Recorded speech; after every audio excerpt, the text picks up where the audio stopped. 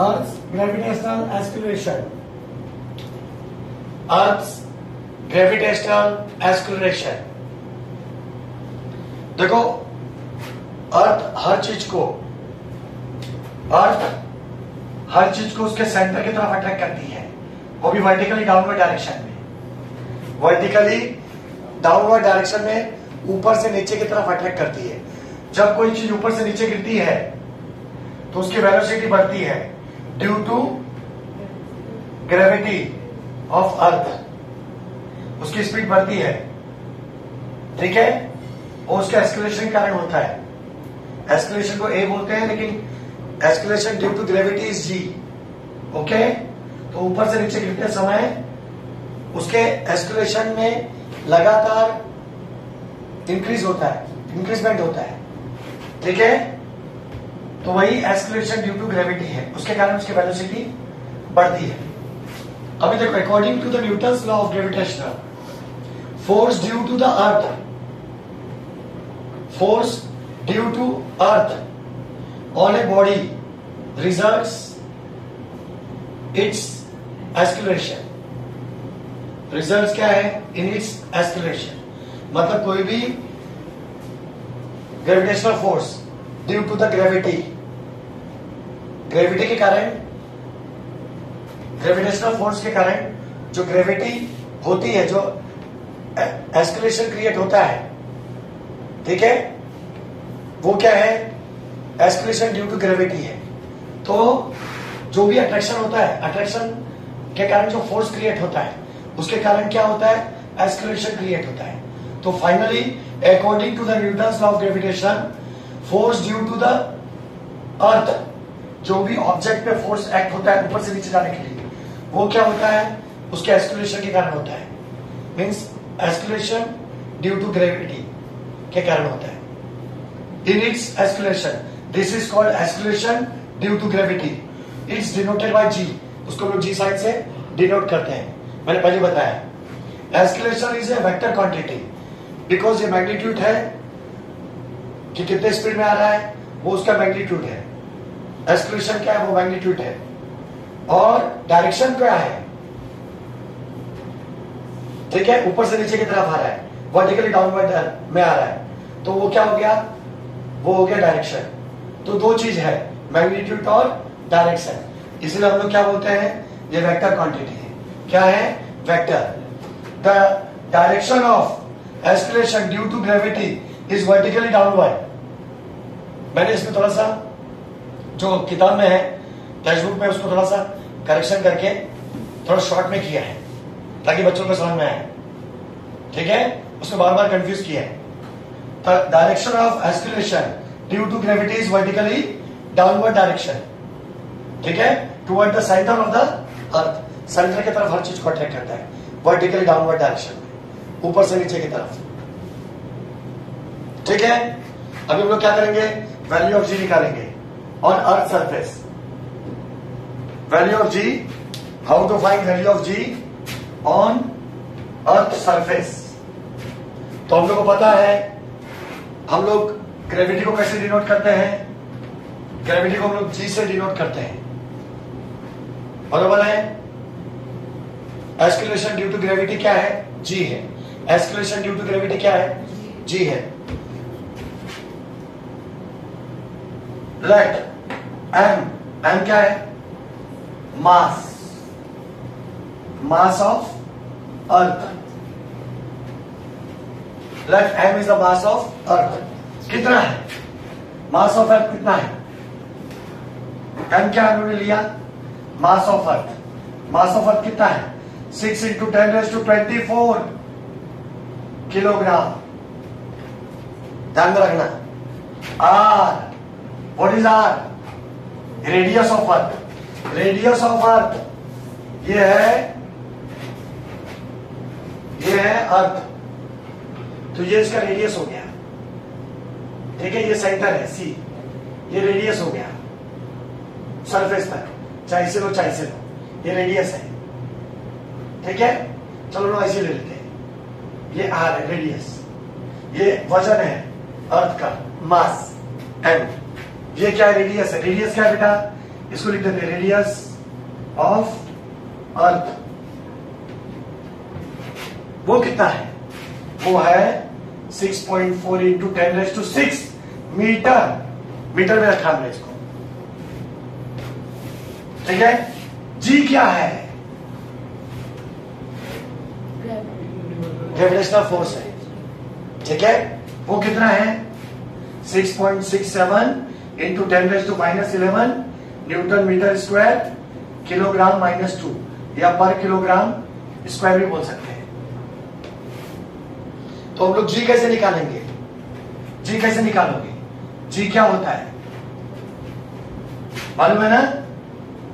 G N, यहां पे देखो, आप लोगों को पता है ये फोर्स जो है, जितना फोर्स है, फोर्स कितना फोर्स एक्ट होता है किसी भी ऑब्जेक्ट पे? कितना फोर्स एक्ट होता है? जितना एस्केलेशन ड्यू टू ग्रेविटी रहेगा। नहीं समझे? कोई भी चीज, कोई भी ऑब्जेक्ट है, ऊपर से नीचे की तरफ गिरता है, उसको कौन खींच रहा है? ग्रेविटेशनल फोर्स खींच रहा है। ग्रेविटेशनल फोर्स के कारण वो ऊपर से नीचे की तरफ आता है। और कोई भी चीज में, कोई भी ऑब्जेक्ट है, वो कितने फोर्स से नीचे आएगा, वो उसके ग्रेविटी भी डिपेंड करता है। तो ग्रेविटी और फोर्स यहां पे बराबर है, जितना फोर्स है उतना ग्रेविटी है। तो हम लोगों ने फोर्स की जगह पे क्या लिखा है? फोर्स की जगह पे क्या लिखा है? जी, ठीक है। अरे फोर्स कितना होता है बेटा? फोर्स होता है ना which is directly proportional to product of their masses. Product of their masses, तो मासेस क्या है? ये ऑब्जेक्ट का मास क्या है? एम। ये ऑब्जेक्ट है, उसका मास क्या है? एम। और ये क्या है?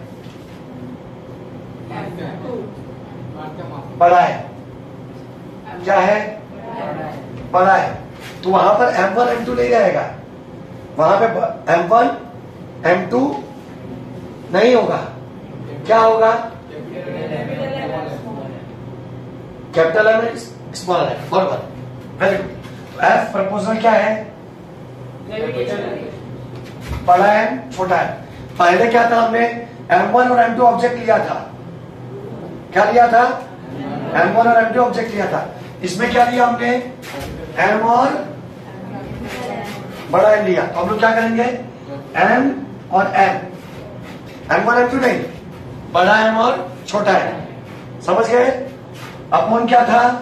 डिस्टेंस। डिस्टेंस क्या है? डिस्टेंस आर ही लेंगे। हाँ, डिस्टेंस क्या लेंगे? आर। डिस्टेंस क्या लेंगे? आप तो बोल रहे हैं तो ऊपर है, आर तो ये है। अरे ये 6400 किलोमीटर है, 6400 किलोमीटर है। अब उसके ऊपर 10 किलोमीटर तक या तो 10 फुट तक उठाएगा, तो 10 foot, when we are comparing 10 foot from the earth surface, so it is negligible as compared to the center of the distance of the center. तो distance of the center,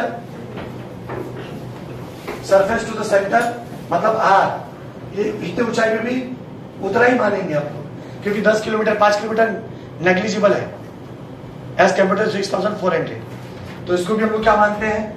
are ही मानते हैं, square of the distance. When we remove the sign of this, we will put here 0. M upon R square. But F is what? F is equal to क्या होता है? mg होता है, मालूम है? F is equal to क्या होता है? ma होता है। F is equal to क्या होता है? ma। लेकिन यहां पर हम लोग क्या बोलेंगे? mg, क्योंकि यहां पे a क्या है? a क्या है? एस्केलेशन। एस्केलेशन ग्रेविटी है। एस्केलेशन क्या है? ग्रेविटी है। तो F की जगह पे क्या लिखेंगे बच्चों लोग? F की जगह पे क्या लिखोगे? mg, बरोबर है, इज इक्वल टू एफ की जगह पे क्या आएगा? mg। तो हमने mg लिखा, इज इक्वल टू क्या आएगा? g बड़ा एम छोटा एम अपॉन आर स्क्वायर। तो ये छोटा एम और ये छोटा एम कैंसिल हो गया, तो g आ गया। तो g इज इक्वल टू क्या हो गया बेटा? g M upon R square. तो g is equal to, g क्या है? जी 6.67 इंटू 10⁻⁻11। एम क्या है बेटा? 6 इंटू 10⁻24 अपॉन आर क्या है? 6.4 इंटू 10⁻6 का होल स्क्वायर। तो जी इज इक्वल टू क्या हो जाएगा? 6.67 इंटू 6 करेंगे तो 40.02 आएगा, मल्टीप्लाई कर लो आ जाएगा। और ये 10⁻11 10⁻−11 है इंटू 10⁻24 है। इसको हम लोग उसका a⁻m into a⁻n is equal to a⁻m plus n होता है। तो इधर क्या हो जाएगा 10⁻−11 प्लस 24, तो 10 हो जाएगा 13। कितना हो जाएगा बेटे लोग 10⁻13 अपॉन ये 6.4 का स्क्वायर करो, 6.4 का स्क्वायर करो तो आएगा 40.96 इंटू 10⁻6 का स्क्वायर करेंगे। जब हम लोग स्क्वायर का स्क्वायर करेंगे ना तो ये फार्मूला लगेगा इंडाइसेस का a⁻m इंटू n, ये फार्मूला लगेगा। तो ये 10 क्या हो जाएगा 6 2 जा 12 हो जाएगा। तो हम लोग क्या लिखेंगे इधर 10⁻12। अभी g इज इक्वल टू, यहां पे देखो बच्चों ये आ रहा है, कवर हो रहा है, तो यहां पे देखो g⁻40.02 इंटू ये 10⁻12 ऊपर आ गया, जो 10 में से सब्ट्रैक्ट हो जाएगा 30, 10⁻13 माइनस 10⁻12, मतलब ये डिवाइड हो रहा है ना तो माइनस हो जाएगा। जैसे 10⁻13 है और नीचे 10⁻12 है, जब ये ऊपर आएगा तो ये according to this formula indices a⁻m upon a⁻n क्या होता है a⁻m माइनस n होता है कि नहीं, ये वाला फार्मूला। तो यहां पे क्या होगा 10⁻13 माइनस 12 मतलब 10⁻1 मतलब 10, 10⁻1 मतलब 10। तो यहां पर क्या आ गया बेटा 10 आ गया अपॉन नीचे क्या बचा, नहीं दिख रहा है, नहीं दिख रहा है, तो क्या बोला दिख रहा है, अरे यार पूरा मेहनत करवा दिया फुकट का। अब यहां पे देखो, चलो कोई बात नहीं, g is equal to 40.02 into 10⁻13 है और ये 10⁻12 है, ये ऊपर आ जाएगा तो 10⁻13 अपॉन 10⁻12 हो जाएगा। तो a⁻m अपॉन a⁻n इंडाइसेस का फार्मूला, जब डिवीजन होता है तो पावर क्या होता है माइनस होता है, a⁻m माइनस n हो गया। तो यहाँ पे क्या हो जाएगा 10⁻13 माइनस 12, तो 10⁻1 आ जाएगा, 10⁻1 मतलब क्या होता है 10, तो यहाँ पर क्या हो जाएगा 10, नीचे क्या बचा 40. अभी मैं इसको इधर कर रहा हूं, यहां पे कर रहा हूं बच्चों ना, तो g इज इक्वल टू क्या हो गया अभी 40.02 इंटू 10 कितना हो जाएगा 400.2 अपॉन नीचे क्या हो गया 40.96। अभी डिवाइड करोगे ना बेटा तो तुम लोग आ जाएगा 9.77 और भी आएगा 9.7705 ऐसा करके आएगा, लेकिन तुम लोग इतना ही लिखो, 2 डिजिट तक लिखने का। तो वैल्यू आ गया, वैल्यू निकल गया बच्चे लोग। हाँ देखो क्या लग रहा था कि सर देख के बताएंगे, देखो डेसिमल में निकाल दिया। ओके तो ऐसा मत समझो कि जो किताब में लिखा है हम कोई एक पॉइंट छोड़ेंगे नहीं, देखो आंसर आ रहा है देखो, ठीक है। And the acceleration depend on the मास। अब इससे क्या हो गया कि जो एस्केलेशन है किस पे डिपेंड है, मास, बॉडी ऑफ मास पे। एस्केलेशन यानी ग्रेविटी, ठीक है, acceleration due to gravity. Gravity किस पे डिपेंड है, उसके मास पे, और किस पे डिपेंड है, डिस्टेंस पे, डिस्टेंस के स्क्वायर पे।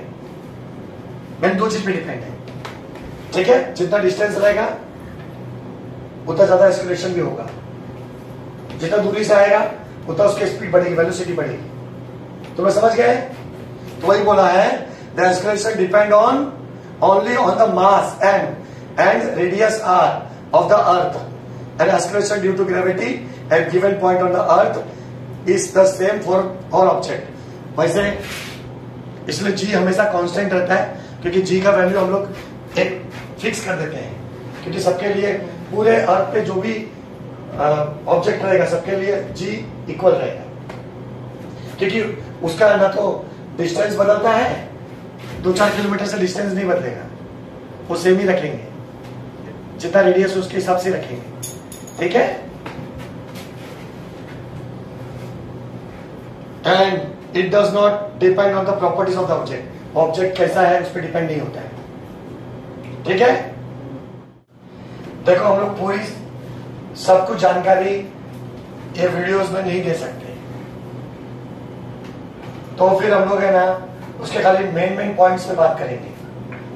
अभी वेरिएशन इन वैल्यू ऑफ जी, अर्थ पूरा गोल नहीं है, वो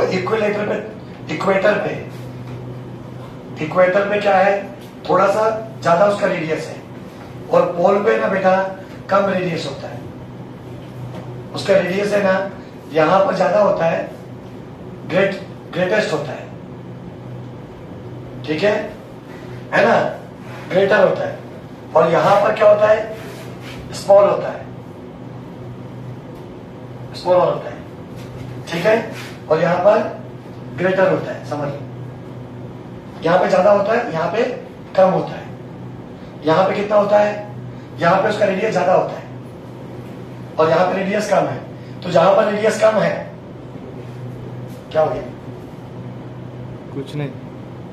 तो जहां पर रेडियस कम है वहां पे जो जी है अलग होगा, और जहां पर ज्यादा है रेडियस तो वहां पर भी जी अलग होगा। तो जहां पर ज्यादा रहता है वहां पे कम रहता है, 9.77 अप्रोक्सीमेटली, बरोबर है, या 9.78 लिखा है इक्वेटर पे, और पोल पे कितना लिखा है, 9.83 एंड समथिंग मीटर पर सेकेंड है। तो एवरेजली हम लोग हर जगह का चेंज नहीं करते, तो जब एवरेज निकालते हैं तो जी का एवरेज हम लोग लिखते हैं 9.8 बस मीटर पर सेकेंड स्क्वायर। तो हम लोग यही मानते हैं, उसको एक फिक्स वैल्यू मानते हैं जी की, जो कि जी की वैल्यू 9.8 मीटर पर सेकेंड स्क्वायर मानते हैं। वैसे अलग अलग रहता है। ये टॉपिक है वेरिएशन इन वैल्यू ऑफ जी। मालूम पड़ गया, तो ये पूरा पढ़ोगे ना तो उसका वैल्यू वही है। और वैसे ही बताया कि जैसे मान लो कोई चीज अर्थ के सरफेस के ऊपर है, 10 किलोमीटर की ऊंचाई पे है, और यहां से यहां पे डिस्टेंस क्या है, 6400 है। तो 6400 का जो जी लगेगा, जी अप्लाई होगा, वही जी 6410 के लिए भी लगेगा। ठीक है, क्योंकि बहुत माइनर डिफरेंस है, बहुत ही मामूली सा डिफरेंस है। इसलिए देखो सरफेस ऑफ अर्थ पर क्या है, सरफेस ऑफ अर्थ पे जब कोई चीज अर्थ पे है तो उसकी हाइट क्या रहेगी, 0, तो उसका जी क्या होगा, 9.8। अगर मान लो माउंट एवरेस्ट पे है तो माउंट एवरेस्ट लगभग 8-9 किलोमीटर की ऊंचाई पे है। ठीक है, तो देखो हाइट लिखा है 8.8, तो उस पर जी कितना होगा, 9.8। यहाँ पे 9.8 है, यहाँ भी 9.8 है, तो कोई डिफरेंस नहीं हुआ। बताया ना तुम लोग को, कोई 10 किलोमीटर ऊंचाई पे भी है, मतलब जो अपने ये सेंटर से 6410 किलोमीटर की दूरी पे भी है, क्योंकि उसका सेंटर से सरफेस का डिस्टेंस 6400 है। अगर कोई 10 किलोमीटर की ऊंचाई पे जाएगा तो भी 6410 किलोमीटर पे रहेगा, तो भी वो नेग्लिजिबल है, तो भी 9.8 ही रहेगा। अगर कोई मैक्सिमम हाइट पे जाएगा, जैसे 36 किलोमीटर की हाइट पे चला गया, 36.6 किलोमीटर की, ठीक है, जैसे कोई बैलून छोड़ते हैं, फुग्गा छोड़ते हैं,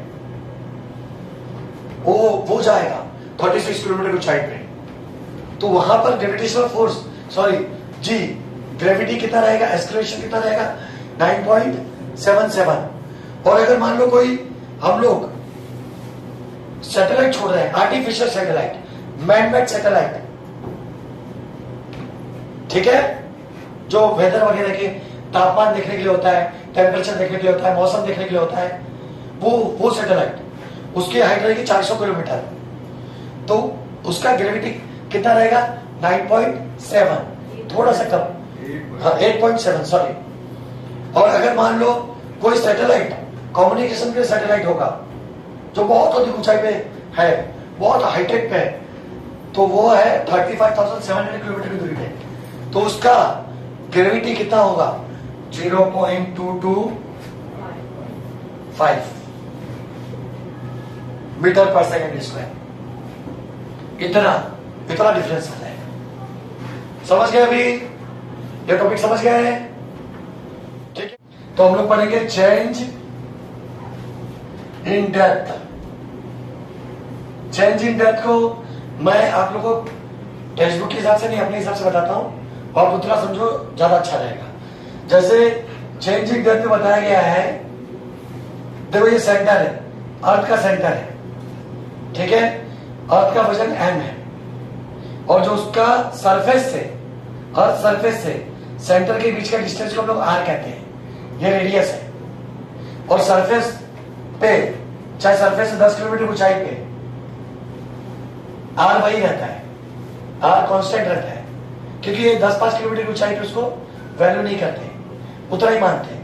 मतलब सरफेस पे उसका g सबसे ज्यादा होता है। g क्या होता है, हमने पढ़ा gm/r², यानी ग्रेविटी किस पे डिपेंड होता है,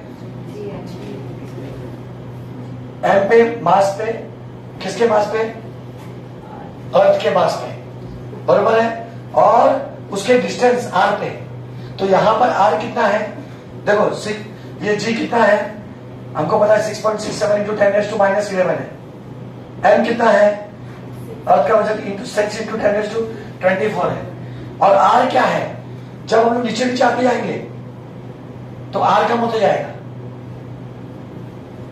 वो हमने निकाला था कि g = 9.77 आया था, बरोबर है, लेकिन वो अर्थ सरफेस के लिए था। लेकिन जब हम लोग अर्थ सरफेस से सेंटर की तरफ बढ़ेंगे तो सेंटर से जितना डिस्टेंस कम होता जाएगा उतना r कम होता जाएगा, ठीक है।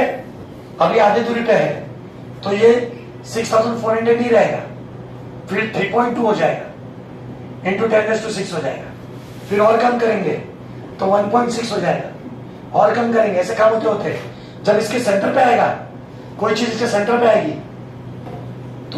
तो इसका r क्या हो जाएगा, 0 हो जाएगा, तो 0 का स्क्वायर। तो g = 6.67 into 10⁻11 into 6 into 10⁻24 upon 0, तो पूरा वैल्यू क्या आ जाएगा, 0। तो सेंटर पे इसकी ग्रेविटी क्या हो जाएगी, 0 हो जाएगी। मतलब सरफेस पे सबसे ज्यादा ग्रेविटी रहेगा, सरफेस पे ग्रेविटी हाईएस्ट रहेगी और सेंटर पे क्या हो जाएगा, 0 हो जाएगा। सेंटर पे क्या हो जाएगा, 0, क्योंकि इसकी हाइट भी 0 रहेगी सेंटर पे, ठीक है। मतलब सेंटर से दूर जाएगा तो उसका ग्रेविटी बढ़ेगा और सरफेस पे सबसे ज्यादा रहेगा, और जैसे तो नीचे आएगा ग्रेविटी कम होगा और सेंटर पे 0 हो जाएगा। समझ गए डेप्थ समझ गए। हम ये बोला है, इसके हिसाब से ही हम लोग को बताया गया है कि जैसे मान लो अर्थ पे उसका ग्रेविटी सबसे ज्यादा रहता है। मतलब अभी अलग अलग प्लेनेट का और अलग अलग सैटेलाइट, मतलब मून का ग्रेविटी अलग होगा और अर्थ का ग्रेविटी अलग होगा, क्योंकि दोनों का मास अलग है और दोनों का रेडियस भी अलग अलग है। ये अर्थ है, ये मून है, तो मून का रेडियस अलग रहेगा, मून का m भी अलग अलग रहेगा, वजन भी अलग अलग रहेगा। तो इसका ग्रेविटी से मून का ग्रेविटी 1/6 है। अगर यहाँ पे कोई 60 किलो की चीज रहेगी तो यहाँ पर उस पर ग्रेविटी कम लगेगा, तो यहाँ पर वही चीज 10 किलो की दिखेगी, 1/6 दिखेगा। बस यही बताया, ठीक है। तो ये टॉपिक हो गया। अभी हम लोग क्या चलेंगे, किस पे चलेंगे, मास एंड वेट पे चलते हैं, मास और वेट। अब मास और वेट पे देखो, मास अलग है और वेट अलग अलग है। वेट किस पे डिपेंड होता है, उसके ग्रेविटी पे। वेट किस पे डिपेंड होगा, उसके ग्रेविटी पे। तो अर्थ की ग्रेविटी अलग है और मून की ग्रेविटी अलग है। ये मून है, इसकी ग्रेविटी अलग है, ये अर्थ है, इसकी ग्रेविटी अलग है, ठीक है। तो वेट किस पे डिपेंड है, weight is depend upon gravity. Weight किस पे डिपेंड है, ग्रेविटी पे। तो अगर मान लो यहां पे 10 किलो की चीज है, सॉरी 60 किलो की चीज है, तो उसका ग्रेविटी ज्यादा है, इसलिए 60 किलो है। जब उसका ग्रेविटी कम हो जाएगा, 1/6 हो जाएगा, तो उसका वजन भी क्या हो जाएगा, कम हो जाएगा, 1/6 हो जाएगा, ठीक है। तो वेट क्या हो जाएगा, 10 किलोग्राम। यहां पर वेट कितना है, 60 किलोग्राम। तो अलग अलग जगह पे ग्रेविटी अलग होगा तो वेट भी अलग अलग होगा, लेकिन मास तो कांस्टेंट रहेगा। Particle will remain constant. Mass यहां पे 60 है और यहां पे भी 60 ही रहेगा, मास बदलेगा नहीं, वेट बदलेगा मून पे, क्योंकि उसके अंदर जो पार्टिकल है, उसके अंदर जितने भी एटम्स हैं वो कांस्टेंट रहेगा। ठीक है, तो mass will remain constant but weight will change due to gravity. Mass is not depend upon gravity. Okay, तो मास क्या रहेगा, सेम रहेगा, ग्रेविटी चेंज होगा। तो दोनों अलग अलग चीजें, समझ गए? अभी तक लिखा है mass is the amount of matter present in object. अभी एसआई में क्या बोलते हैं, मास को क्या बोलते हैं? एसआई में मास का यूनिट क्या है, केजी है, और सीजीएस में क्या है, ग्राम। ठीक है ना?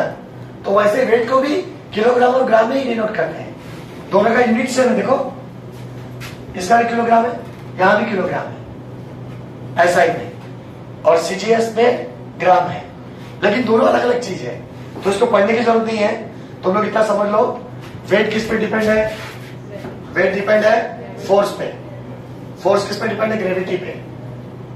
बराबर है, मतलब एफ एनजी पे डिपेंड है। और हम लोग को पता है, हम लोग ने किया था ये किया था हमने। कैसे किया था? अरे एफ किया था ना यार। एफ क्या था? F is proportional to, F is equal to क्या था? M1 M2 था, लेकिन यहां पर क्या, बड़ा एम और छोटा एम अपॉन आर स्क्वायर था। बराबर है। एफ क्या है? mg। तो एफ की जगह क्या रखेंगे? mg। तो g mm upon R square. तो यहां पर क्या हो जाएगा? mm कर गया, तो g इज इक्वल टू आ गया। देखो यहां पर लिखा है in bracket gm upon R square. Finally g किस पे? g पे वेट डिपेंड होगा। ठीक है, सो वेट इज डिपेंड अपॉन किस पे हो जाएगा? जी पे। अरे वही था ना, W is equal to F था, तो फाइनली ये जी आया। ये फाइनली क्या है? वेट। तो वेट किस पे डिपेंड है? जी पे। लेकिन मास is not depend upon gravity, तो मास विल रिमेन कांस्टेंट। ठीक है, वेट बीइंग फोर्स, ऐसा लिखा newton. Also the weight being force is a vector quantity. Force भी वेक्टर क्वांटिटी है, and it is direction is toward the centre of the earth, क्योंकि उसपे direction होता है और वो सेंटर की तरफ होता है। फोर्स का डायरेक्शन क्या है? सेंटर की तरफ है। तो फोर्स भी क्या है? फोर्स पे भी डायरेक्शन लगता है, मैग्नीट्यूड लगता है, डायरेक्शन लगता है, इसलिए फोर्स भी क्या है? वेक्टर है। As the value of G is not same everywhere, G की वैल्यू हर जगह सेम नहीं रहती है, इसलिए वेट भी सेम नहीं रहेगा, वेट बदलेगा। ठीक है, as the value of g is not same everywhere, the weight of an object is changed from place to place, though its mass is constant everywhere, because weight is not depend upon, because mass is not depend upon gravity. Okay, तो ये हो गया, ये topic हो गया। अब हम लोग यहां से पढ़ेंगे फ्री फॉल से अपने 4th लेक्चर में।